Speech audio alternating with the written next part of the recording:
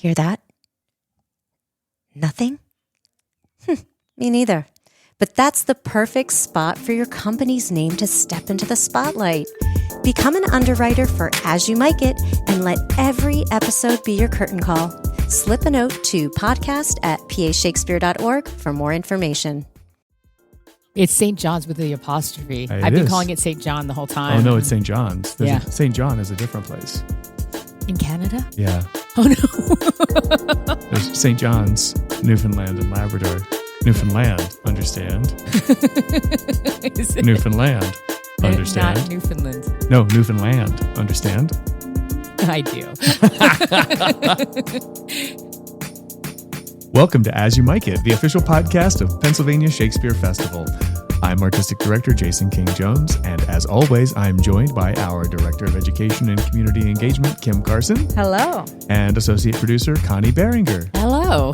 Today, we are not coming to you from Center Valley, Pennsylvania. We are not. The three of us are actually in a hotel room on the 7th floor of the Sheraton Hotel in Newfoundland and Labrador's province capital city of St. John's. We're attending the 2026 Shakespeare Theatre Association Conference, also known as STA, which is much faster to say.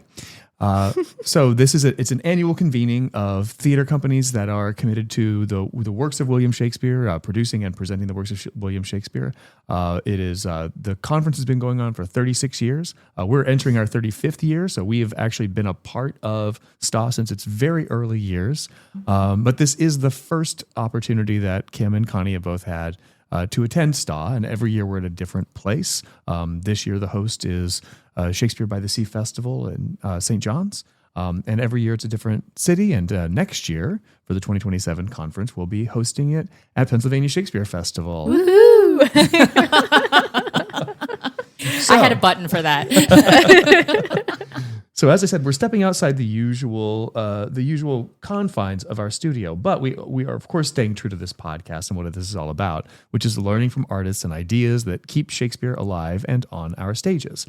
Later, we'll be joined by artist, producer, advocate, and current STA president Scott Jackson. But first, we're going to kick off this roundtable with a quick introduction about what's been going on here at STA all week. Kim and Connie, first years at STA. What's it been about for you? What's the experience been like? I am absolutely amazed at all of the generosity of information and the sharing of ideas and learning that has been taking place. I've been meeting people who have so many thoughts and ideas and have just been so wonderful about giving me advice and listening to what we have to say about how we produce, what we do. And it's just been a really, really inspiring group of people to be around. You kind of have to be brave enough just to kind of say like, hi, I'm Jason, or hi, I'm Connie, or somebody else would just say like, hi, who are you? I haven't met you before. And it's in those conversations where you can find yourself interacting with people that of course you'd never meet anyway, because they're halfway across the country, or they're from another country entirely. We've got folks from the UK and obviously in Canada, and other parts of the world, but they work at theaters of different sizes, different shapes. They operate differently. They're all committed to Shakespeare, but they do such different things. I wonder if you have an example for us of somebody an unexpected encounter that you've had in the last couple of days. So even just this morning, I met Wendy. Yeah.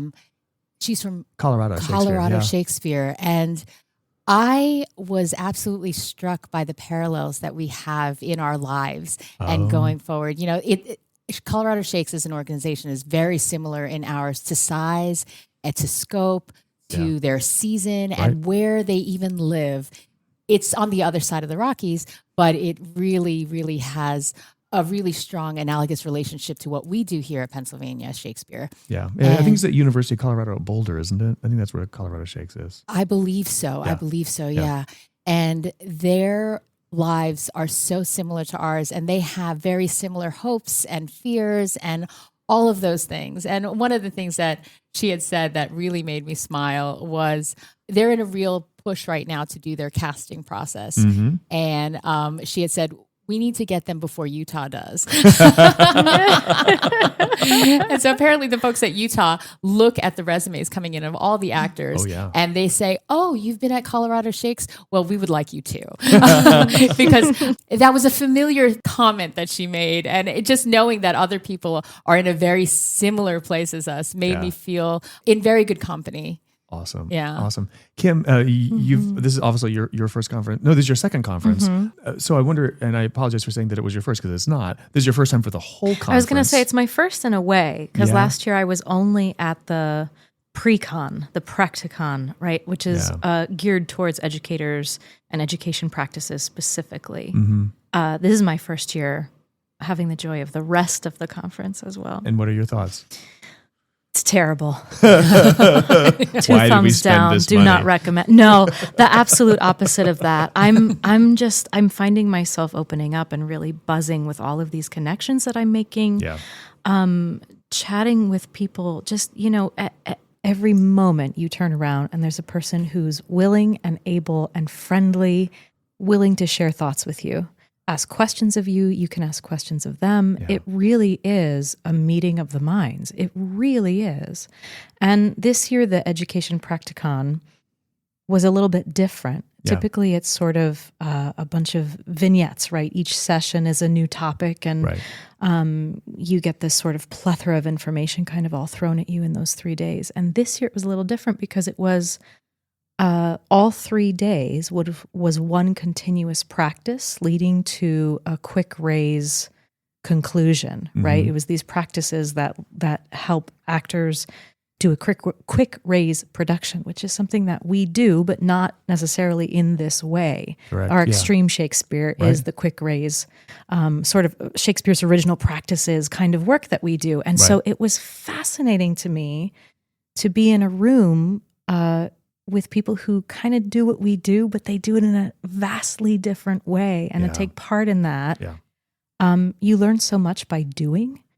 And, it's one of my philosophies in life is that learning should be fun, right? And so this was absolutely top-notch in terms of that. It was so much fun. We connected so much with these individuals. And then we have the whole rest of the conference to sort of reflect on that and build on that. And then the rest of the conference then sort of becomes that more traditional organized kind of thing. Right. Where then if the education practicon takes on the Monday, Tuesday, and Wednesday time frame that we had, then people show up on Wednesday, and then on the Thursday, Friday, Saturday, we're doing different sessions for different groups, whether it's like artistic or it's management or it's education. We're doing more learning about institutional work or hearing from best practices from other organizations of various sizes, not just like the Colorados who are similar. There actually aren't that many organizations here that are kind of similar in size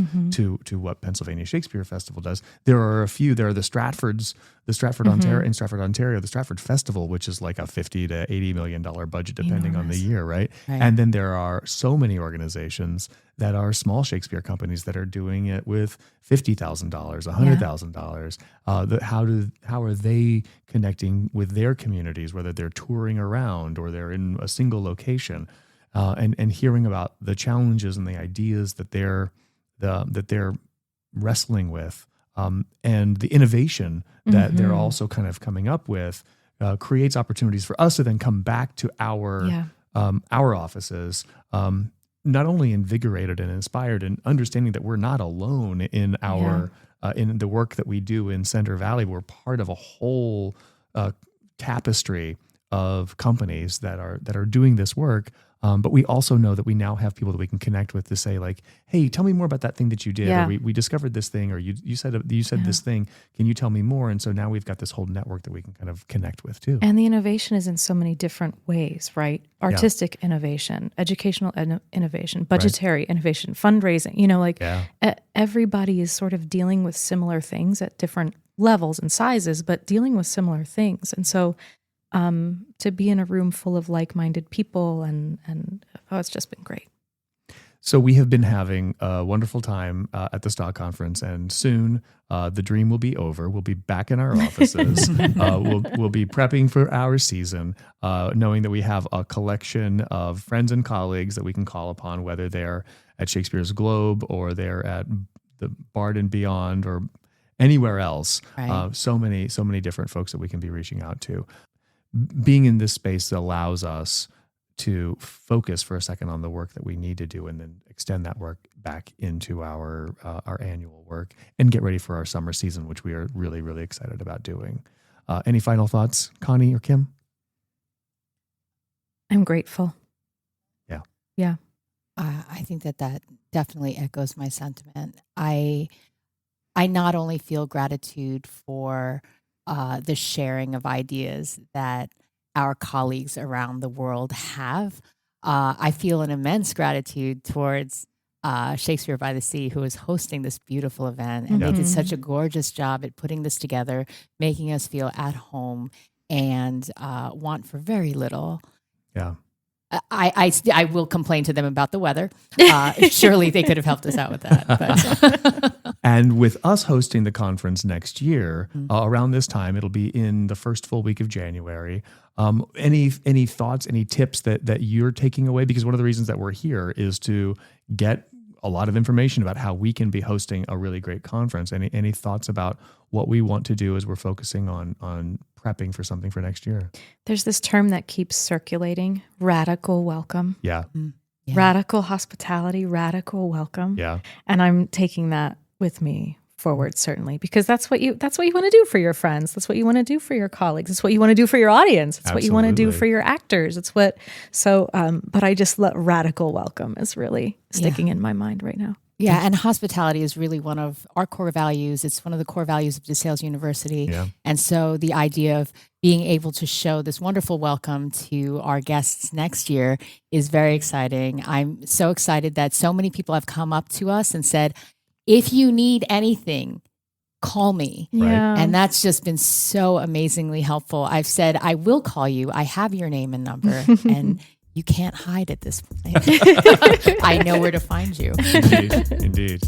Well, that's going to conclude Act 1. And when we return for Act 2, I'll be having a conversation with the current STA president, Scott Jackson. Ready for an epic summer? Experience the Legends and Legacy season at PA Shakespeare Festival. It's a summer of unforgettable stories, rock and roll nights, and heartbreaking rivalries. Subscriptions to the 2026 Summer Theater Series are on sale now. Subscribe today at pashakespeare.org. I'm delighted to be joined by Scott Jackson. Scott is the Mary Irene Ryan Family Executive Artistic Director at Shakespeare at Notre Dame. He has produced, directed, and/or performed in more than 200 theatrical productions whose work has helped many of us hear Shakespeare's language with fresh ears.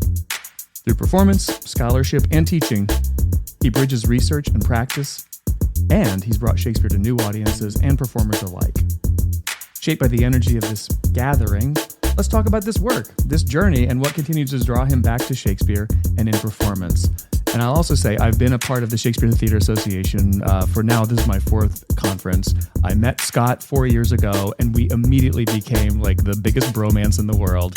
I'm so delighted that our first STA interview is with you, Scott. Welcome to As You Might It. Hi, bro. How you doing? Doing well, my friends. Pleasure to be here. It's so great to have you here. One of the things about the Shakespeare Theatre Association, or the STA Conference, which I'm going to be calling it a lot more, it's the camaraderie, the annual opportunity to actually gather with people who are also doing Shakespeare in so many different ways all over the globe, and to be able to share space, share ideas, learn from each other, be curious about how each other are working is really what makes the conference so special. Now, you are currently serving as the president of STA. I'd love for you to talk a little bit about what does that leadership look like, and we'll talk more about your other work first. But since we are at the STA conference and you are the president, what is that? What do you do here? So the president serves for a 2-year term, but it's immediately preceded. You sit as vice president for 2 years, right? Which is a really good opportunity for you to witness the manifestation of the conference in different locations, different hosts, different participants and players, right? And it really gives you an idea of how to kind of track how each conference is going to run, giving kind of strategic leadership from year to year for the organization, as well as for each respective conference, right? So my role here in St. John's, beautiful St. John's, I mean, first off, here's a STA conference that last year we were in San Francisco. The year before that, we're in Atlanta. The year before that, we're in the Bahamas. So we are definitely roving to many incredible places with this conference, with that incredible cohort that you're talking about. That is comprised of, I think we're at like just shy of 150 members, organizations around the world that are primarily bringing Shakespeare to life in many different ways, whether that's in educational settings or your festival or my festival. And I also run a touring company, so I have the Notre Dame Shakespeare Festival and Actors from the London Stage. And here we meet every year as true peers, which I think is one of the most amazing things about this conference. It doesn't matter if you're from the Stratford Festival with a $50 million budget or you're Starling Shakespeare with a $50,000 budget. We sit together and we learn from one another. So the idea of mentorship we've even gone away from, and instead are calling it the buddy system. So that it's just kind of like, who do I have an affinity with and how can I expand my relationship with them now? And I'm probably answering 4 or 5 of your questions at once. For me, what that means is, how are we cross-pollinating one another with ideas, especially in fraught political times? You know, how do finances work? What is your budget model? Et cetera, et cetera. We're helping. It's just resource sharing to the greatest degree, so generously, as well as, you know, a lot of co-productions are born out of this conference too. So we see, like last year, the Folger Shakespeare Library and Cincinnati Shakespeare partnered on a Lauren Gunderson piece that premiered at both places. And, you know, so it's a really special time for us to gather, always usually during the first week of January, which is a particularly interesting time to be in Newfoundland. It's a bit blustery here, it was a bit snowy just right now, actually, but gorgeous, right? So it's a time when most theaters are traditionally kind of dark during this period. We're just out of the holiday season, et cetera. So folks are looking toward what's next. And so we get to connect and talk about what happened and where we're going next, and in the most delightful way. And just feel like I feel so lucky to be the steward of that vision right now. Yeah, it's really wonderful to be a part of this. I was just speaking with one of our newest members, Drew, at one of the many Shakespeare by the Seas. This one was Shakespeare by the Sea in Halifax. And what he was saying in this last session that we had was, you know, he's been doing Shakespeare for 20 years, but he just learned about this organization. And now he realizes that there are, you know, hundreds of people who are doing the work that he's doing. And maybe he doesn't have to think up all these ideas by himself. Maybe these resources, these ideas, these approaches to the work have been done elsewhere, and he can now have a conversation and be in network and conversation with other people who are doing that also. Absolutely. And that's just such a really exciting thing about this. Yeah. The resource sharing, as you were just saying, I think is probably one of the greatest advantages of being part of this. I've also, with Kurt Toffland, who is one of the founders of STA. We're now in our 36th year, by the way. Kurt was one of the founders of STA, but he's known for the work that he does in prisons, Shakespeare Behind Bars. Working with him back in like 2010, 2012, because of STA and the model and the generosity of spirit and that resource sharing, we created the Shakespeare in Prisons Network out of that. And so that was a network, composed of all of these folks who were doing work in prisons, which was an incredibly siloed field. Right? We had hundreds of people who might be doing theater in prison, but they had no connective tissue for one another. So even though I came into STA, a couple decades in, I was able to model, or we were able to model, what was so special about STA into a subfield, right? Which is kind of theater for social justice, theater for social change, and specifically in carceral settings. And it was incredible to see how that seed from STA developed into something beautiful in and of itself, that is thriving to this day as well. Right. So when you're thinking about resource sharing, here's Kurt going, this is what's going right with STA, and here are the resources that we have. And then we were able to de-silo the practice for so many practitioners around the world because of that generosity of spirits that we love and steward here at STA. So the impact of this conference, of this association, is so far. It's just an incredible thing to watch, and to watch the relationships deepening each and every year, and seeing the crossover, like with the Shakespeare in Prisons Network, watching Shakespeare and social justice become a priority issue of discussion here in STA as well. Sure. I wonder if we can actually go ahead and go deeper into the Shakespeare in Prisons work. This is something that I've been fascinated about for a while. When I ran the National Players Touring Company out of Olney Theater Center, we actually did a little bit of work in prisons, and part of that was from sending one of my colleagues to a Shakespeare in Prisons conference, learning about it, and then being able to take some of the work that we were doing with our particular, that year was a production of As You Like It, and go into a juvenile and carceral setting, and then also go into a female population and watching how that play interacted with those folks. So that's kind of, performing for a prison population is a way of doing it, but that's not all what you do at all. I wonder if you can talk about your history, your experience of working with incarcerated individuals with Shakespeare. Wow, that's a beautiful question. So I'm one of those guys that before I even knew it, I had gotten into theater because something happened. I grew up in rural Indiana, no access to the arts, to the point where I was the second person from my high school to ever go into the performing arts. So there was no trail that had been blazed before me. But I knew, after seeing Les Mis of all things, and this might date me a little bit, I think it had been on Broadway for 2 years when I saw it. Old man. Yeah, right. So that show, I walked out of it and I said, something shifted in me. Something changed. And I talked to my choir teacher, who was my mentor in high school, who did have this belief that you can do this, Scott. And I said to her, I'm going to do that. Her first impulse to me was, you're going to be a lawyer. Really? You're going to be a great lawyer. Yeah. And I said, watch me.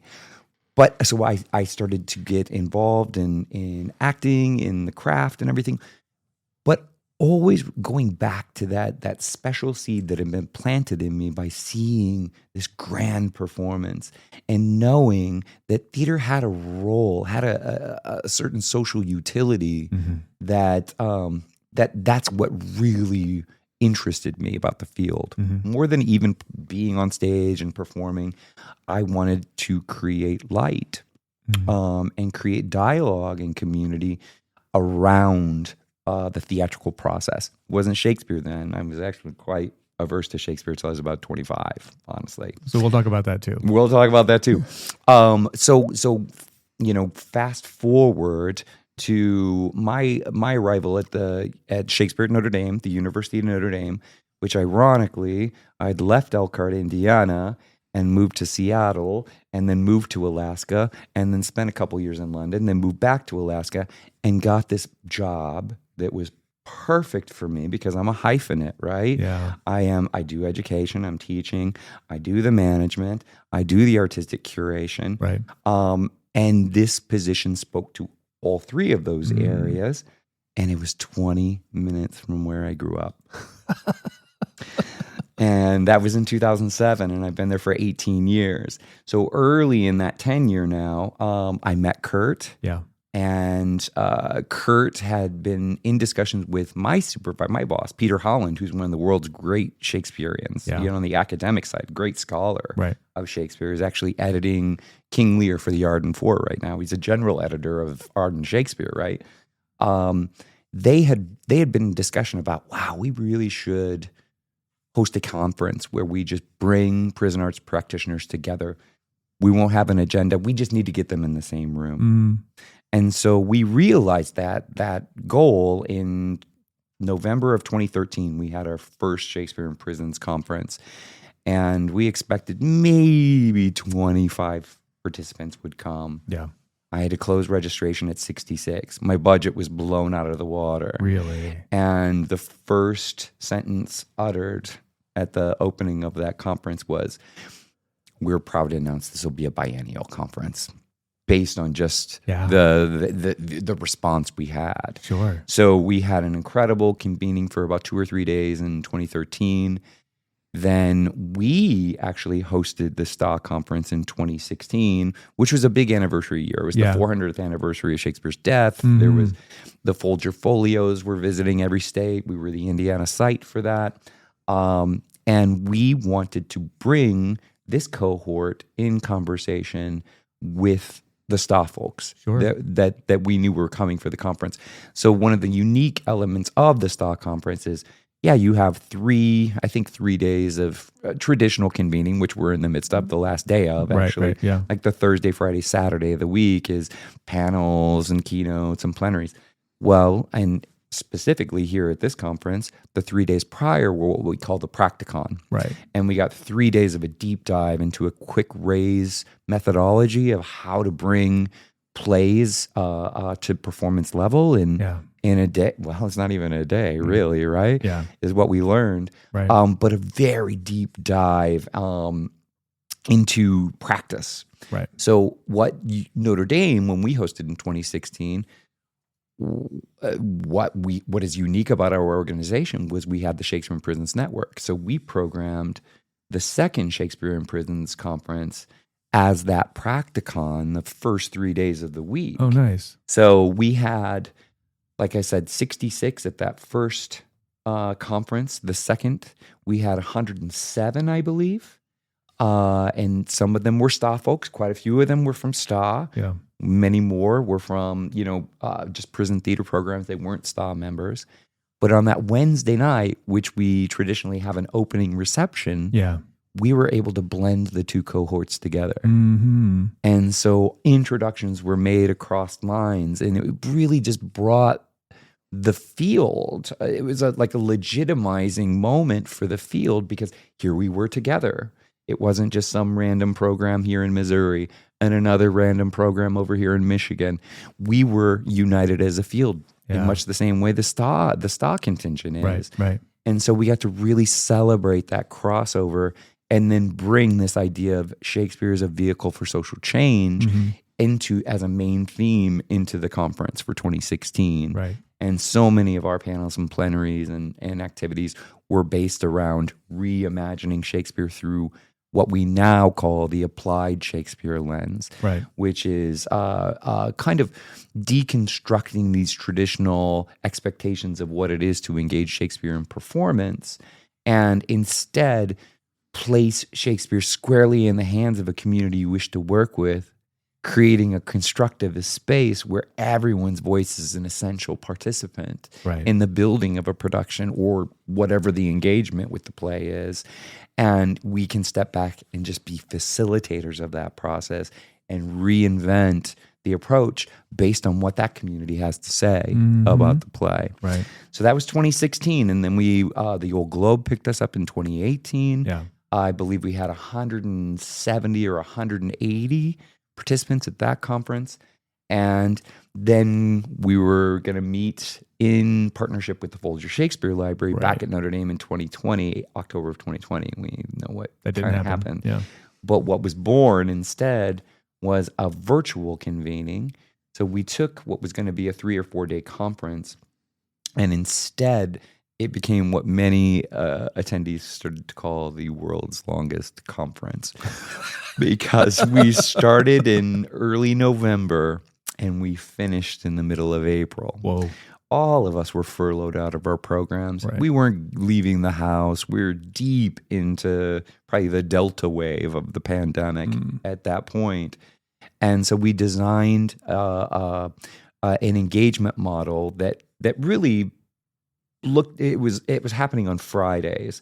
So on a Friday, I would have a pre-recorded lecture, performance, panel discussion about some some topic that I would drop on a Friday. Yeah. The following Friday, the community would come together and have a live Q&A with those contributors, right? And at that time, they would get to the end of it, I'd drop another session. People would take a week to watch it, come back, have a live Q&A, and we kept that going for 6 months. And first off, we had 350 participants, many of which were justice systems impacted folks who were never able to attend the conference because they had parole restrictions about crossing state lines, et cetera. So we found it was a really successful accessibility model in that regard. And then by the end of it, we'd created what is now the world's largest digital library on theater and prison ever created.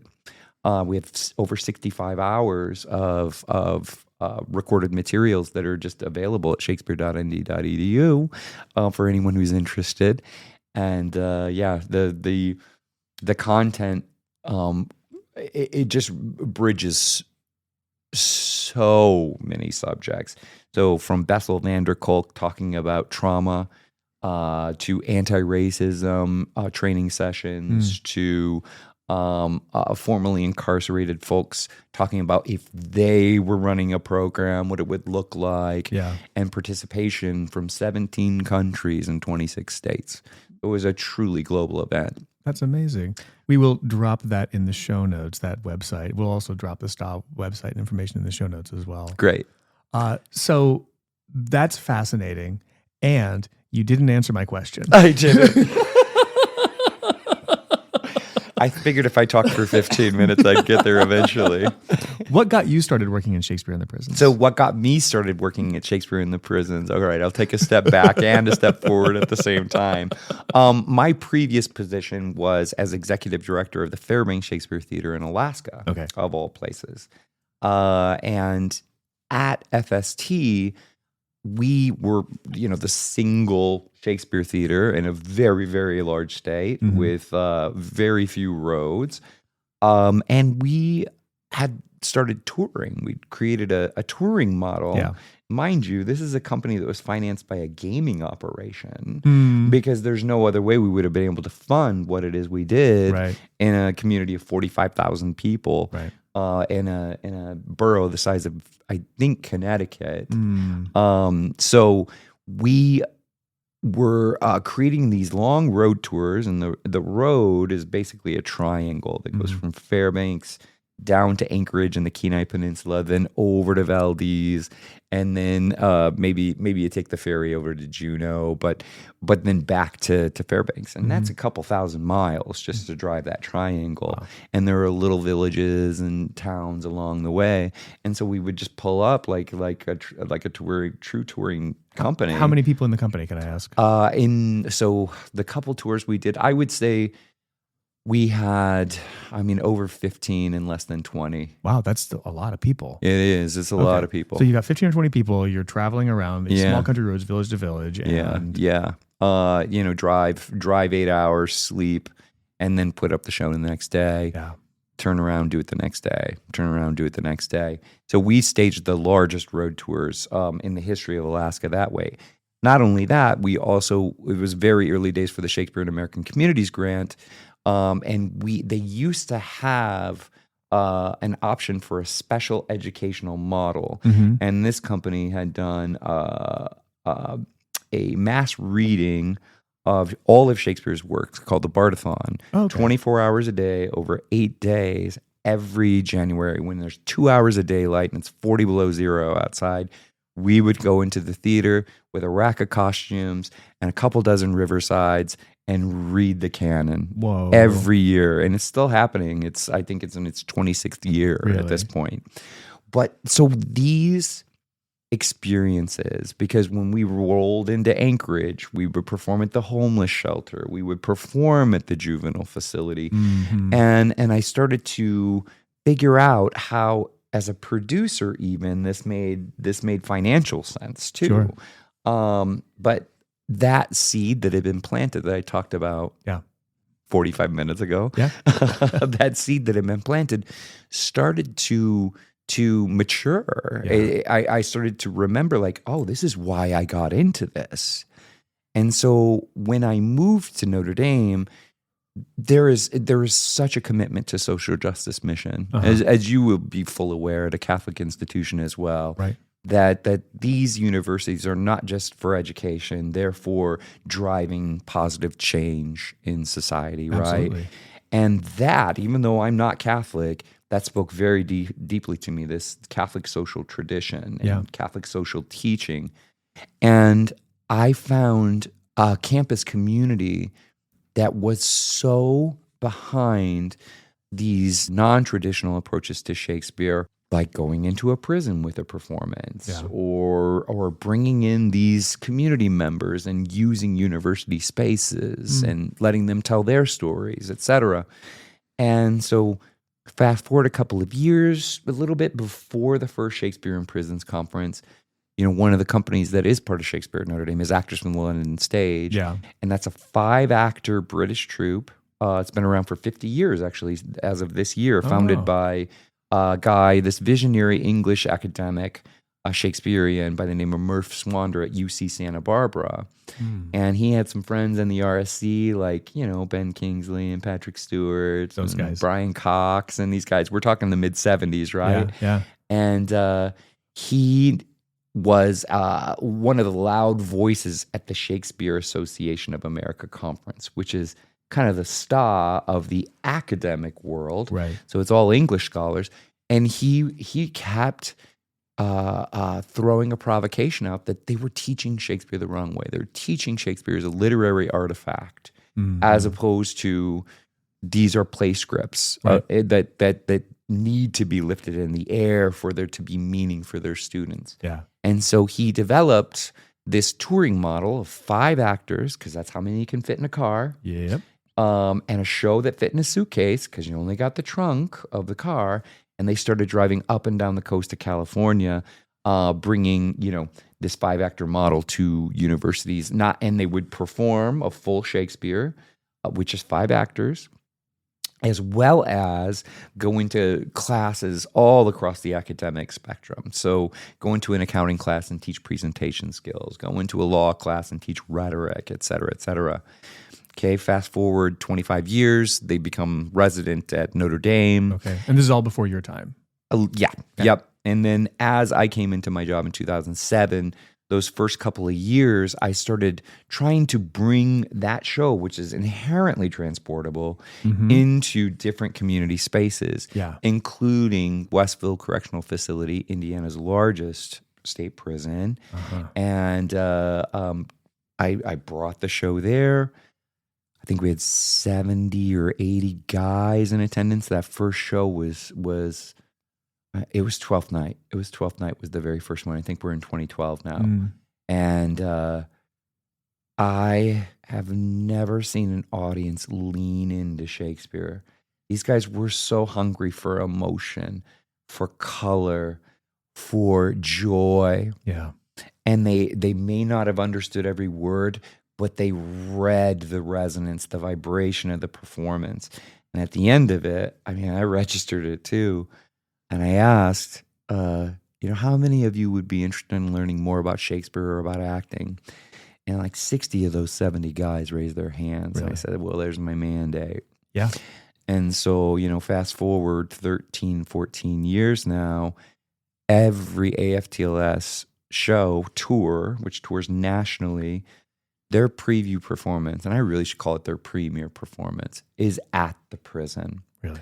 And it's beneficial for both the prison and the actors, because the actors learn just how little they need to tell the story. And then the guys there we've created this Shakespeare performance culture there that is astonishing. No, so they're just audience members? Is that they just see a show every year? Is that what this audience is, or do they participate in other ways? Well, they do. They do. So part of that is the engagement across the whole academic year. So now it's almost as if the AFTLS show is the culmination of activities. So I had just finished teaching an acting process class there in the fall semester through something called the Moreau College Initiative, College and Prison Program, administered by Holy Cross, which is a sister school to Notre Dame. I teach acting Shakespeare there. as well as in the springtime, I'm generally traveling a bit, so I can't teach a full 3 credit hour class. I'm a certified yoga instructor as well. So I bring Kundalini Yoga Club there as well. So I'm active pretty much in the fall and spring semesters totally. My summers, I've got production responsibilities back at Notre Dame. And then also I'm part of the contingent that goes to Prague and teaches in the summer Shakespeare intensive there every year. But the prison engagement is a full 9-month engagement that honestly has just been me going in there. But there is now such a culture that's been developed that when those actors come in, they can't believe the Q&As that are happening after these shows, the level of engagement that they show up and the guys come in and they've got their script of As You Like It in their lap. They're following along and they're asking, well, why did you cut this in Act 2, Scene 1?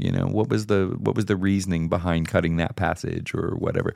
Just the most intelligent questions. And I'm so super proud of just the culture we've been able to manifest there. That's amazing. I applaud you for the work and the commitment that I know you've had to do in order to make that happen. What was, besides the fact that you had a mandate, 60 of 70 of these incarcerated men raised their hands saying they would want to learn more about Shakespeare. What were 2 or 3 of the biggest barriers that you had to begin this process? Well, 50% of the work is navigating administration in a prison. Yeah. There's turnover just every time you turn around.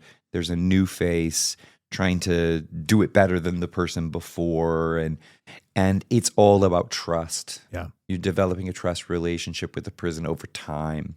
And so when you are continually churning through turnover, it gets really difficult to maintain those trust relationships. So I think that was one of the first barriers, because there was no, at one point they allowed a reporter and a videographer to come into my class unescorted for months. Really? That took a lot of trust. I'm sure.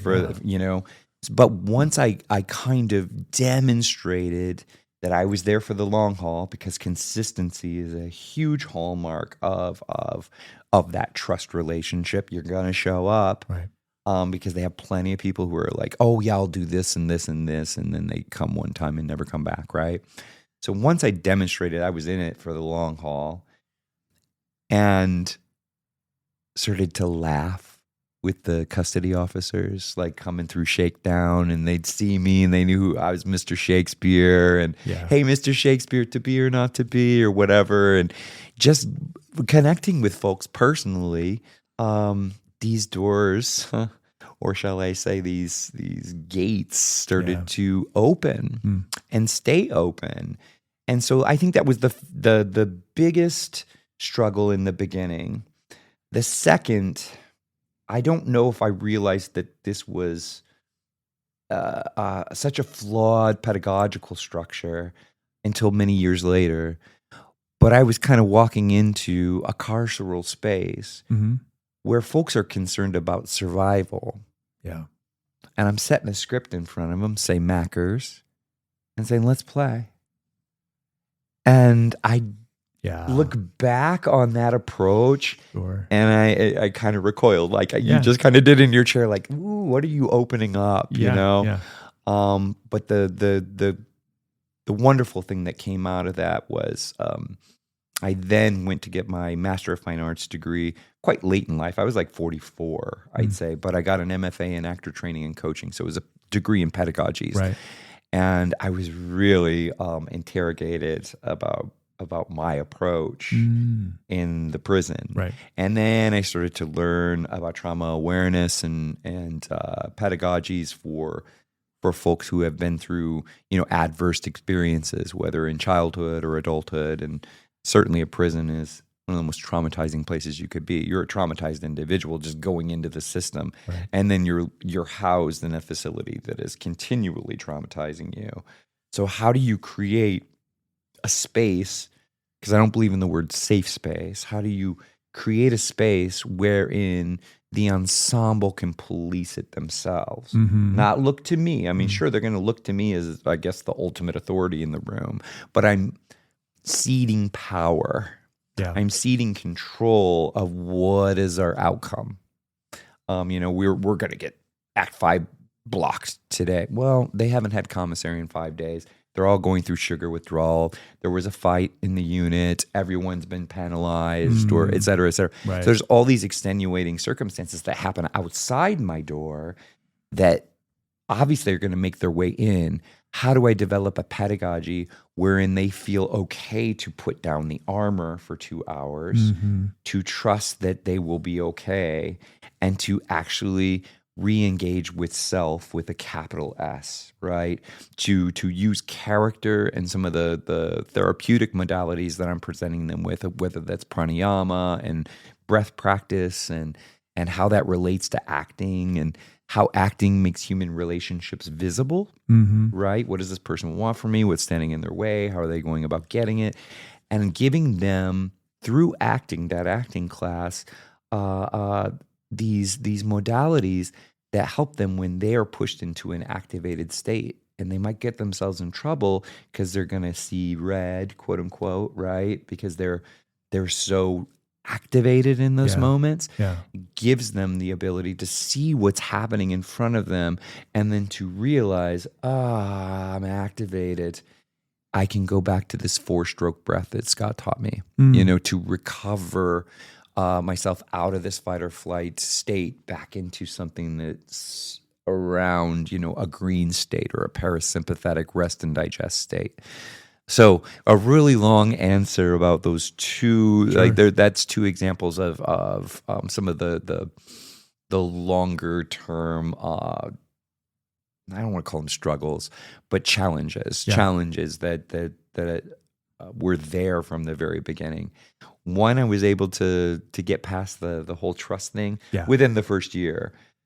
The larger one, like how to hold that space in the correct way, it took me 5, 6, 7, 8 years, I think, before I really felt like this is, I feel good about how these guys are engaging in the space and how we're holding the space. That's thank you for sharing that information. That's really enlightening. Clearly, you and I can talk a lot about this. Yeah, we can. And we'll talk offline a little bit more. I do want to kind of wrap this conversation up with a question.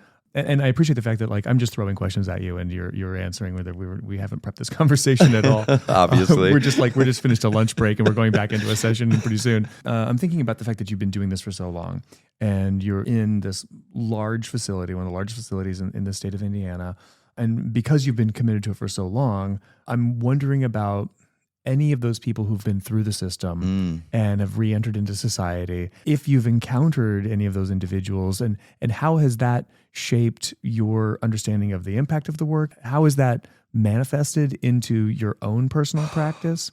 The Scott that lives outside of that incarcerated facility. Yeah. I'm not such a big social media guy, but boy, does it help you sometimes. So all the guys that are coming out, I'll be like, friend me on social media. And they'll come out and the second day or whatever, they'll find me. So I have, in my Facebook friends or how, whatever, several dozen guys who have since been released. And it's hard to express the sentiment that comes at me from those guys sometimes. It seems hyperbolic, but it's literally been written to me that you saved my life. You taught me tools that saved my life, brought me out of a hole, where I just lost all contact with self, a certain sort of living suicide in a way. And the one that's really just coming to my mind right now is this gentleman. He was released and he got in contact and gave me a big thank you and everything. And then 2 weeks later, he sent me this video. He built this platform in his backyard where it was specifically to do yoga with his children, his two daughters. I thought you were going to say a platform to perform stage. No, to do yoga with his children. That's amazing. Yeah, and he was really inspired by my sadhana story, so my daily practice. So I'm now on a journey where I've practiced for over 2,100 days straight every day. And so this is, go back 1,000 or I can't even conceptualize it in my mind how long that's been. But I think I was maybe in several hundred days of straight practice at that point. He was really inspired by that. And so he committed to it. And that was probably 3 or 4 years ago. He's still a daily practitioner of yoga. Really?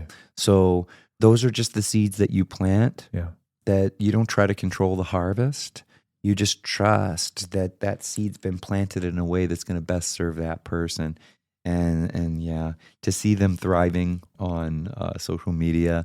One of the guys who was not in a good place when he was released just got married and had a baby, and he just was posting like Christmas pictures with he and his wife and his daughter in matching Christmas sweaters, and just looks so happily domestic. And I mean, that's just the win. That's just what it's all about.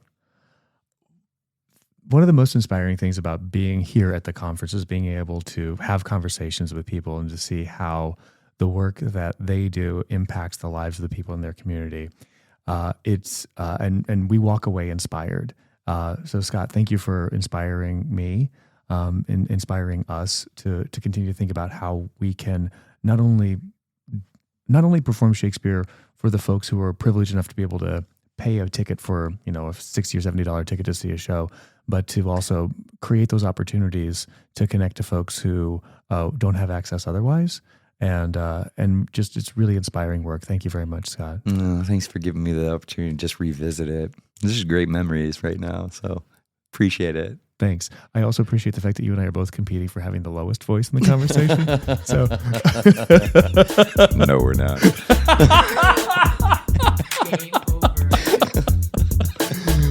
Scott Jackson, thank you for joining us. Thanks, Jason. And that wraps up this episode of As You Mic It. A huge thanks to Shakespeare by the Sea Festival in beautiful St. John's, the entire Shakespeare Theatre Association, and to our very special guest, Scott Jackson. For all of us here at Pennsylvania Shakespeare Festival, thanks for listening, and we'll see you at La Buddha. Thank you for listening to As You Mic It, a Pennsylvania Shakespeare Festival presentation recorded on the beautiful campus of DeSales University. Our music is by Cedric Lamar, with hosts Jason King-Jones, Kim Carson, and Connie Behringer. For more information on our summer theater series, giving opportunities, tickets, and more, visit pashakespeare.org. Be sure to like, subscribe, and we'll see you at La Buddha.